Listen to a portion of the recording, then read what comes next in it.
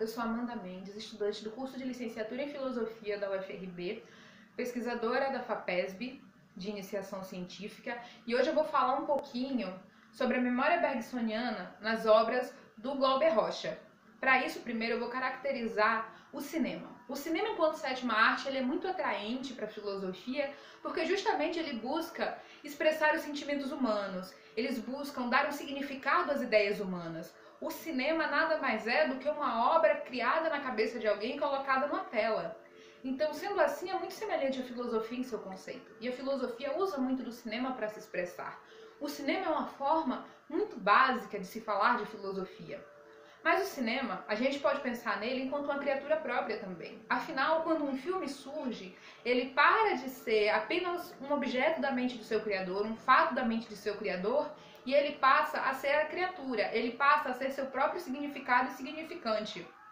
O filme, por mais que ele vá demonstrar as ideias humanas agrupadas de forma com a qual signifique, da forma com a qual dê um sentido, o próprio filme, a partir do momento que ele é parido, que ele se separa de seu criador, ele passa a ser uma obra solo, a ser uma obra sozinha, aberta aos mais variados significados daqueles que são seus telespectadores. Cada um que assiste pode ter uma ideia, pode ter uma imagem, muito diferente, talvez, da que o próprio diretor, da que o próprio produtor quis colocar. Assim são as obras de Glauber Rocha. Para além disso, o cinema também tem o dom de representar a filosofia. Não necessariamente ele colocará um filósofo e dirá, falaremos disso, mas ele vai provocar as reflexões filosóficas. Por exemplo, no filme Sociedade dos Poetas Mortos, de Peter Weir, temos um personagem que é um professor de filosofia, mas ele não é um filósofo, mas ele provoca em nós os questionamentos filosóficos. Ele traz para nós os questionamentos filosóficos. É puro Kant. Afinal, é o esclarecimento, a saída do homem de sua menoridade. Independente ou não se era aquela a intenção do filme, é isso que nós pensamos. Com um pouquinho mais de aprofundamento, é essa a nossa primeira ideia sobre a obra.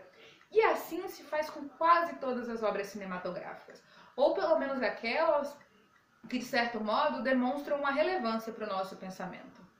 E agora partamos para as obras do Glauber Rocha, mas para isso vamos falar do Bergson.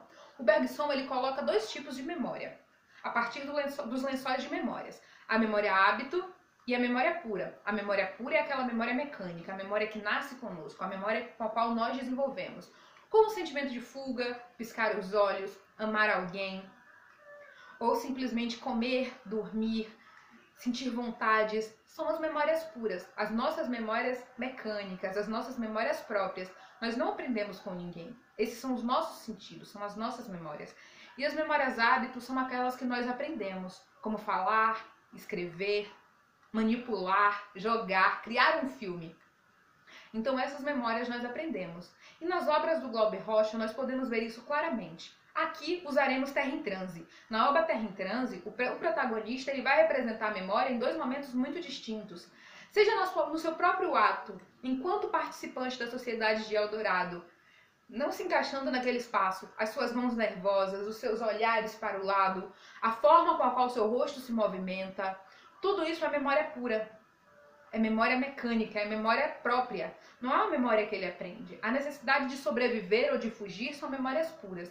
A memória hábito é a sua memória de manifestação, a sua memória de diálogo, a sua memória, a sua necessidade de estar ali, o que ele aprendeu para estar ali. Isso se configura enquanto memória hábito. Podemos usar várias obras para identificar a memória hábito e a memória pura, mas necessariamente precisa ser um filme? Não necessariamente precisa ser um filme. Se pegarmos a obra e a cortarmos em quadro, ela simplesmente vai significar por si mesma. Cada quadro daqueles vai representar uma memória. Por fim, diremos, o cinema, ele é memória enquanto representação própria da memória. Ele buscará significar enquanto representação própria da própria memória.